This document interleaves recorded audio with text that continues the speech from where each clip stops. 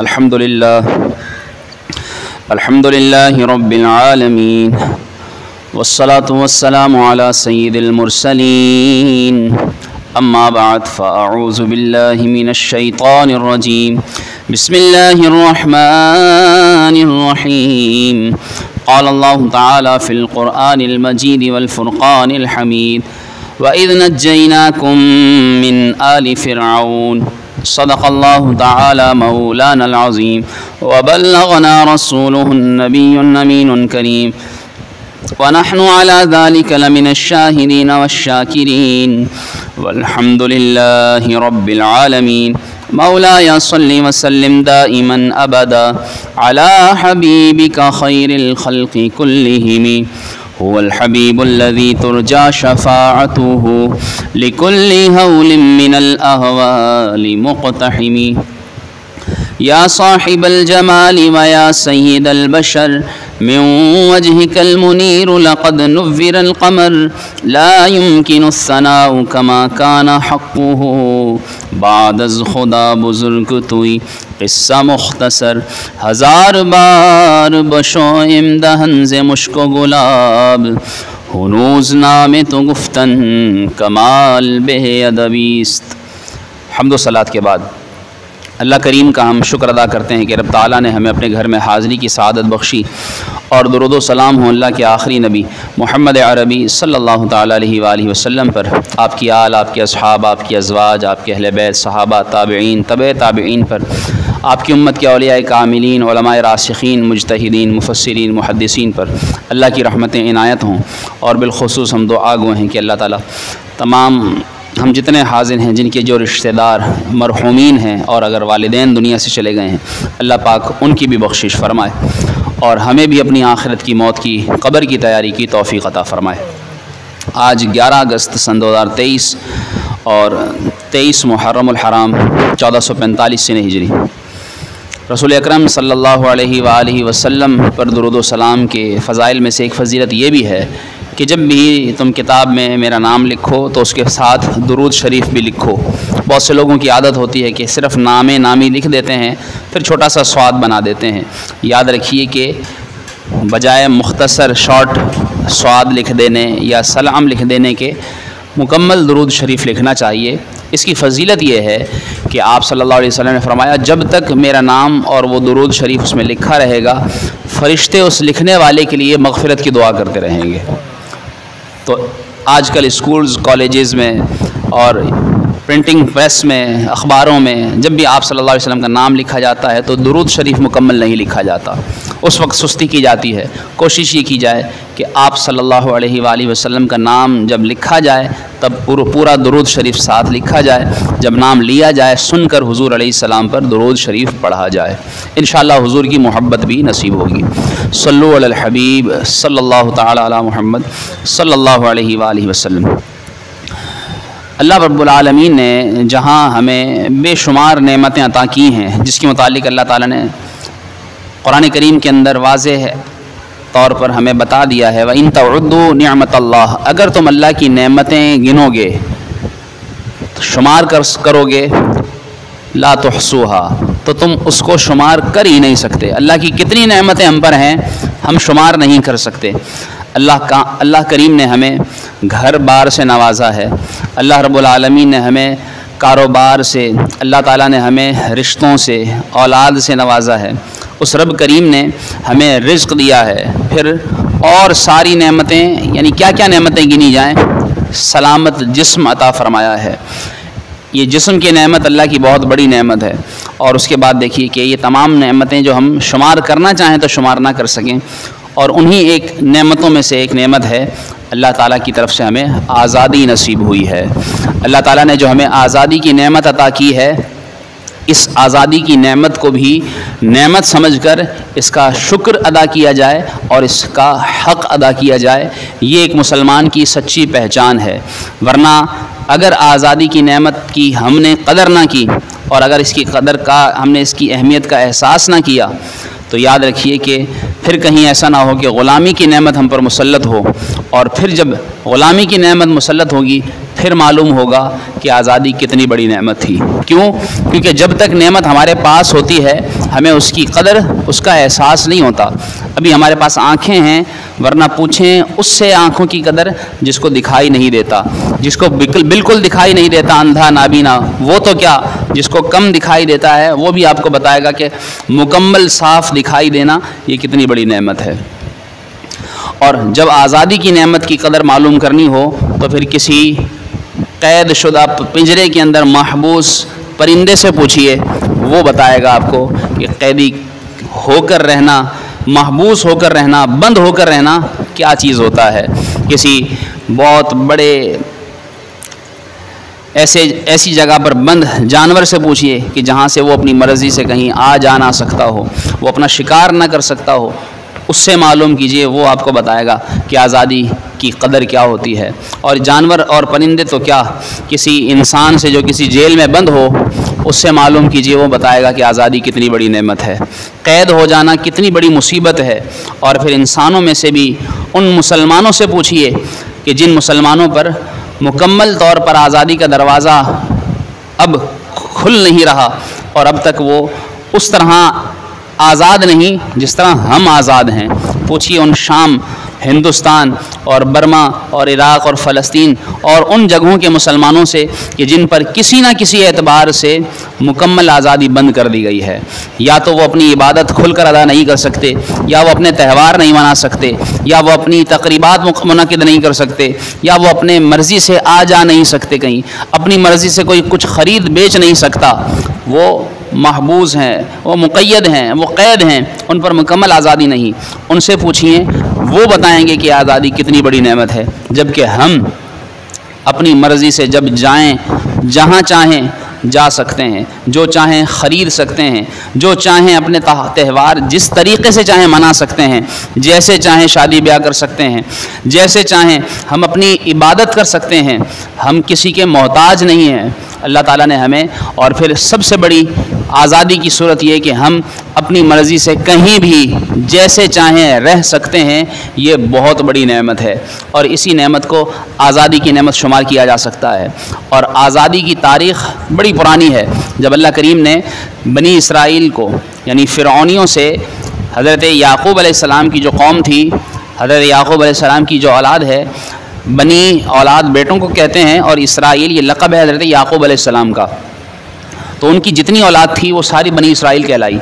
اور جب اللہ تعالیٰ نے حضرت یوسف علیہ السلام کو مصر کا حاکم بنایا تھا، اور اس کے بعد جب ان کے بھائی بھی ان کے ساتھ آ ملے تھے، تو اللہ تعالیٰ نے پھر انہیں حکومت دی تھی، اور سارا مصر ان کا غلام تھا، اور آپ نے سب کو آزاد کر دیا تھا۔ اور اس کے بعد پھر ایک وقت ایسا آیا کہ یہ نسل جب چلتی رہی اور موسیٰ علیہ السلام کا دور آیا، اور پھر جب موسیٰ علیہ السلام کی قوم بنی اسرائیل جو کہلائی، اس پر ایک جابر حکمران ولید بن مصعب جس کا لقب تھا فرعون، جب وہ قابض ہو گیا اور اس نے بنی اسرائیلیوں کو اپنا غلام بنا لیا، پھر اللہ تعالیٰ نے اس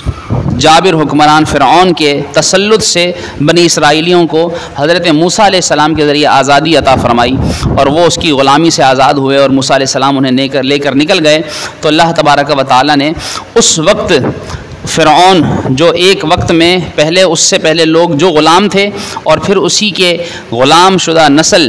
اس کے بعد فرعون اسی نسل سے ہو کر حکمران بن گیا، جس کو شاعر نے یوں کہا کہ گدا کو بادشاہ یا بادشاہوں کو گدا کر دے، میرے مالک تو جب چاہے جس کو جو کر دے۔ وہ تیرا اختیار ہے، تو جس کو چاہے کسی کو کیا سے کیا کر دے، یہ تیرا اختیار ہے۔ اور وہ پھر رب العالمین ہے، وَتُعِزُّ مَن تَشَاءُ وَتُذِلُّ مَن تَشَاءُ، کسی کو چاہے حکمرانی دے کر عزت دے دے، اور کسی کو چاہے تو غلام بنا کر ذلیل کر دے، اور یہ اللہ تعالیٰ کی شان ہے۔ کسی کو تاج وقار بخشے، کسی کو ذلت کے غار بخشے، جو سب کے ماتھے پہ مہر قدرت لگا رہا ہے وہی خدا ہے، وہ رب العالمین ہے، جس کو چاہے جیسے چاہے عزت دے، جیسے چاہے رکھے۔ اللہ تعالیٰ سب جانتا ہے، اور جانتے ہوئے بھی جب وہ اپنے بندوں کا امتحان لیتا ہے، اور امتحان کس لیے لیتا ہے؟ اس لیے نہیں کہ اسے پتہ نہیں کہ کون کیا ہے، حقیقتیں تو سب کی جانتا ہے، لیکن دراصل وہ امتحان لے کر حقیقت سے پردہ اٹھانا چاہتا ہے کہ پردہ اٹھ جائے، اور جو نہیں جانتے، جو نہیں مانتے، انہیں بھی معلوم ہو جائے۔ اور پھر اللہ تبارک و تعالیٰ اس حقیقت سے پردہ اٹھا کر جان لیتا ہے، دکھا دیتا ہے کہ کون کب صبر کرتا ہے اور کون کب شکر کرتا ہے، کون کب کس نعمت پر اللہ تعالیٰ کی اس نعمت کا حق ادا کرتا ہے اور کون صرف شکوہ و شکایت ہی کرتا رہتا ہے۔ تو اللہ تبارک و تعالیٰ نے اس طرح بنی اسرائیلیوں کو بھی آزمایا، اور جب ان کی حقیقت سامنے لانا چاہی تو ان کو آزادی دے دی، اور پھر آزادی کے بعد جب ان کو آزمائش ان پر آئی تو پھر ان کی حقیقت سامنے آ گئی۔ اور حقیقت کیسے سامنے آئی؟ موسیٰ علیہ السلام نے ان سے کہا کہ تم اللہ کو مانو، لیکن انہوں نے بجائے آزادی کا شکر ادا کرنے کے، آزادی کی نعمت کی قدر کرنے کے، وہ آزاد ہو گئے تھے۔ بنی اسرائیل اس فرعون کے چنگل سے نکل گئے تھے، چھوٹ گئے تھے اس کی غلامی سے،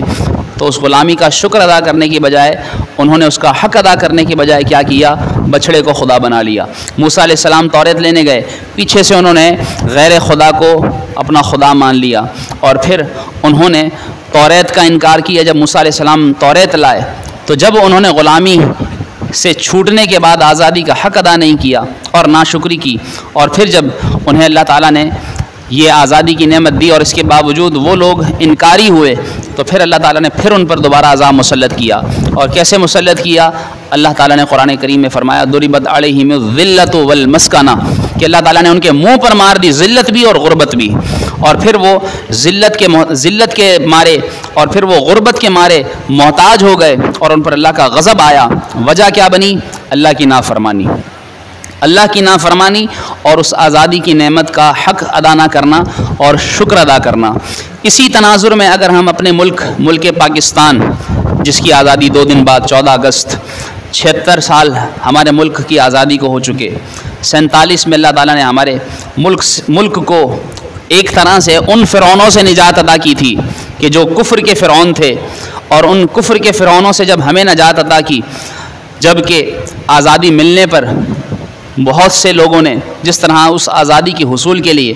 ہم جو بعد کی جنریشنز ہیں، اب 4تھی 5ویں نسل کا یہ دور ہے، لیکن پیچھے 75 سال 76 سال پیچھے چلے جائیں تو اس وقت ہم اپنے داداؤں اور ان سے اوپر کے لوگوں سے معلوم کریں، وہ بتائیں گے کہ اس ملک کو حاصل کرنے اور اس کی آزادی کے لیے انہوں نے کتنی قربانیاں دی تھیں۔ 22,000 تو علماء شہید کیے گئے، ایک قول کے مطابق 10 اور ایک قول کے مطابق 30 لاکھ جانوں کا نذرانہ پیش کیا گیا تھا کہ جب مسلمان شہید ہوئے تھے اس ملک کو حاصل کرنے کے لیے، اور بچوں بوڑھوں پر ظلم کیا گیا تھا، عورتوں کی عزت و عصمت کو تار تار کیا گیا تھا، کتنی ماؤں کے بیٹے اجاڑ دیے گئے، مار دیے گئے، کتنی عورتوں کو بیوہ کر دیا گیا۔ کیا ہم یہ ساری تاریخ بھول گئے ہیں؟ بھولتے تب جب ہمیں یاد ہوتی، اصل تو ہمیں اپنی تاریخ یاد ہی نہیں، اپنی تاریخ ہم نے پڑھی ہی نہیں، پڑھتے تو یاد رکھتے، پڑھتے تو کیا ہم نے تو سنی بھی نہیں، یا ہم نے کبھی سوچا ہی نہیں کہ ہماری تاریخ اصل ہے کیا، ہم کس طرح اس ملک میں اتنی آزادی سے بے لگام ہو کر جو آزادی سے من چاہی زندگی گزار رہے ہیں، اس کی حقیقت جانیں تو پھر ہمیں اندازہ ہو کہ اللہ تعالیٰ نے ہمیں جس طرح یہ ملک دے رکھا ہے، لیکن افسوس کہ ہم اس کی قدر نہیں کر رہے، ہم اس آزادی کی نعمت کو سوچ نہیں رہے۔ اصل نظریہ کیا تھا آزادی کا، یہ ملک حاصل کرنے کا؟ 2 قومی نظریہ، 2 قوم تھیں، ہندو اور مسلمان، اور اس وقت یہ آزادی حاصل کرنے کا مقصد یہی تھا کہ جس کو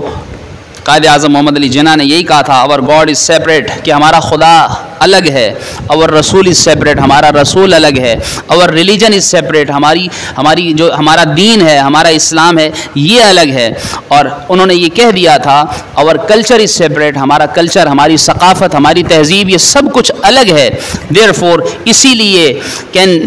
اسی لیے we want a separate state, اسی لیے ہم ایک الگ ریاست چاہتے ہیں، ہمیں ایک الگ ملک چاہیے ان وچ وی کین لیو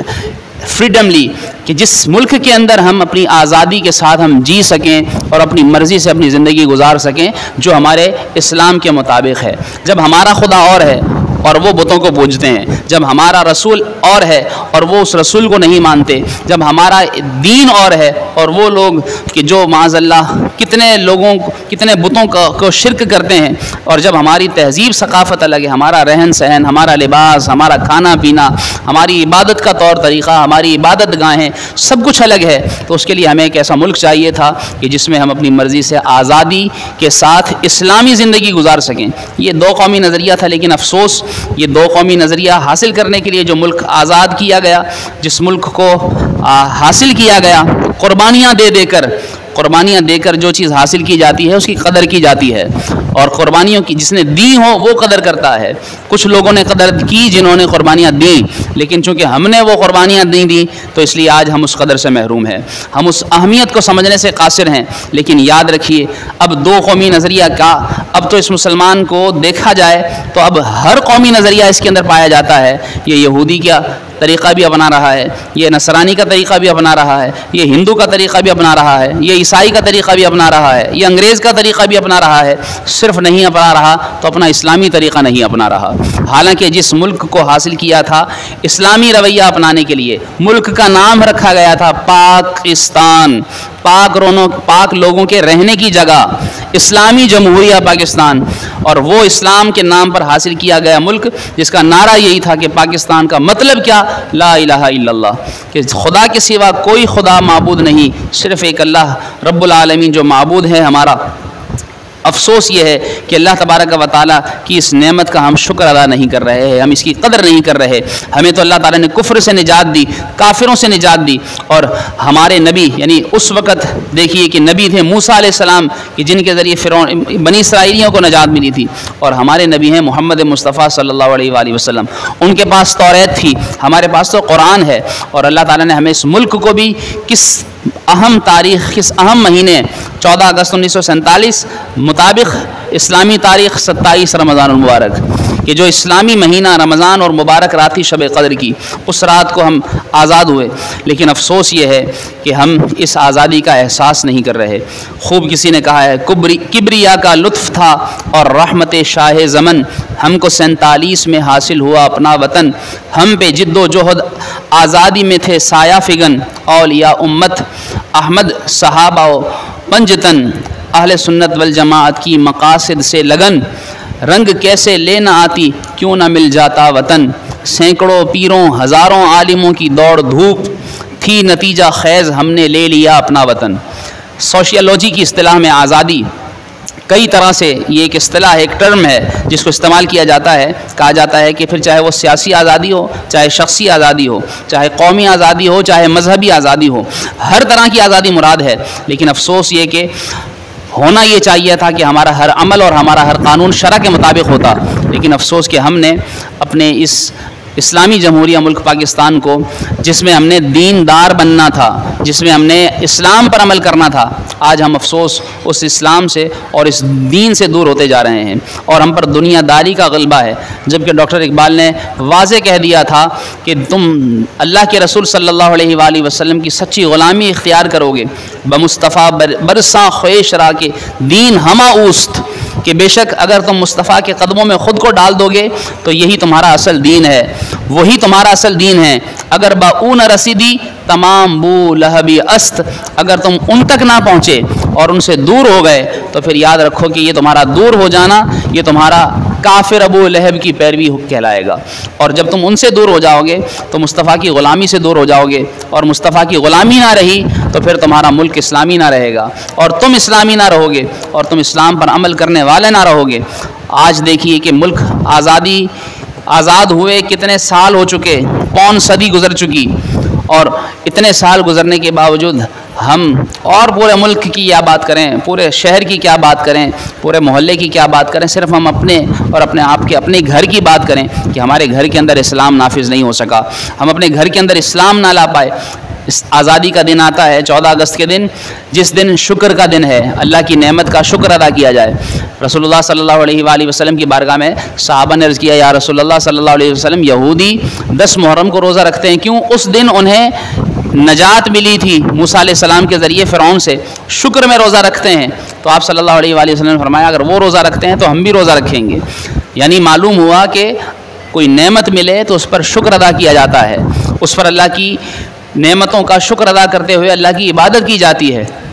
اور یہاں آزادی کا دن آتا ہے تو معاذ اللہ اور یعنی فیشن، فحاشی، گانے،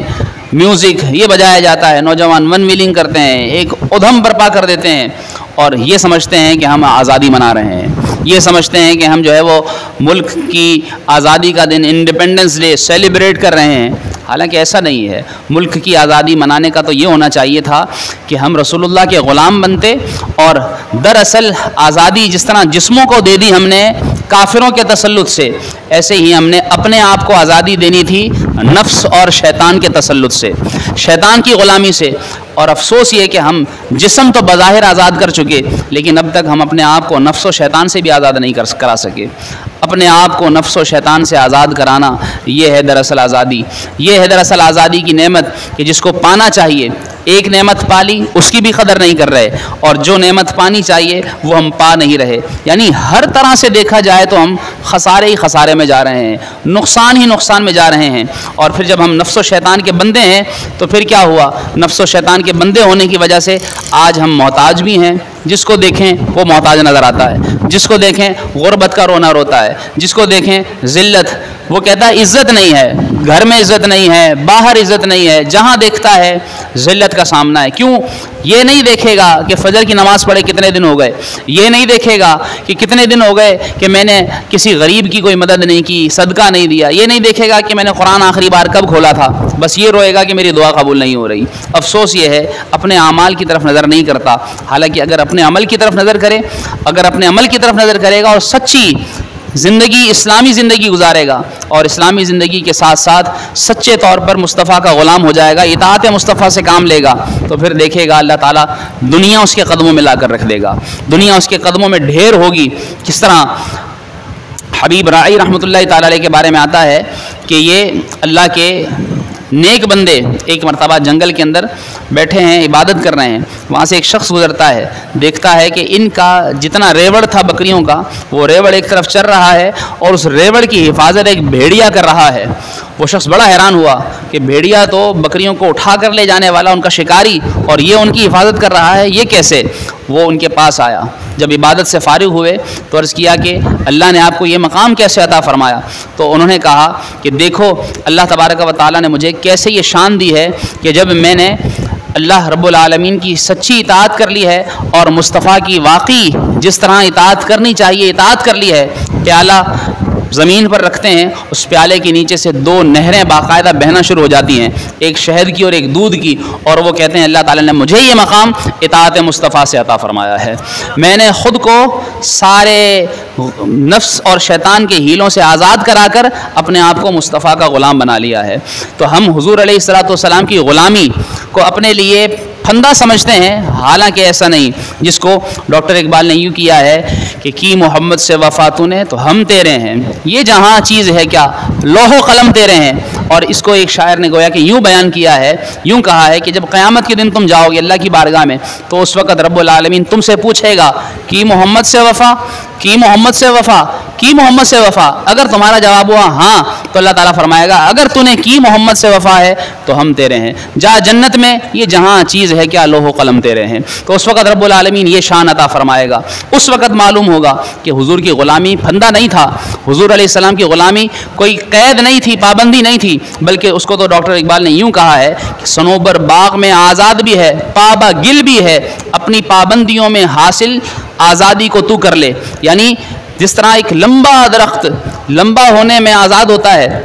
لیکن وہ جڑ کا محتاج ہوتا ہے، اگر جڑ سے ہٹ جائے گا تو پھر وہ لمبا ہونا بھی رک جائے گا، اس کا اونچا جانا بھی رک جائے گا. تو فرمایا یہ اس کی قید جو نیچے اس کی جڑ کی جو قید ہے یہ دراصل قید نہیں ہے بلکہ اس کی آزادی کا سبب ہے. ایسے ہی تو مصطفیٰ کا غلام بن جا تو یہ غلام نہیں بنے گا بلکہ تو حقیقی معنی میں نفس و شیطان سے آزاد ہو جائے گا اور جنت میں جہاں چاہے گا آزادی سے تو سیر کر لے گا. تجھے اللہ تعالیٰ یہ نعمت عطا فرمائے گا. اس لیے اس آزادی کی نعمت کی قدر کیجئے، شکر کیجئے، اور اس میں اللہ رب العالمین کی عبادت کرنے کے ساتھ ساتھ اپنے بچوں کو، اپنے گھر کے افراد کو اس چیز کا درس دیں کہ اس دن شکرانے کے نوافل ادا کیے جائیں، اس دن غریبوں کی مدد کی جائے، اس دن جو ہے وہ بے حیائی اور یعنی فحاشی یہ ہرگز نہ کیا جائے تاکہ اس ملک کی آزادی کی کچھ تو ہمیں قدر آئے، کچھ تو ہمیں احساس ہو کہ اللہ نے ہمیں آزادی کی نعمت سے نوازا ہے. اللہ تعالی ہم سب کو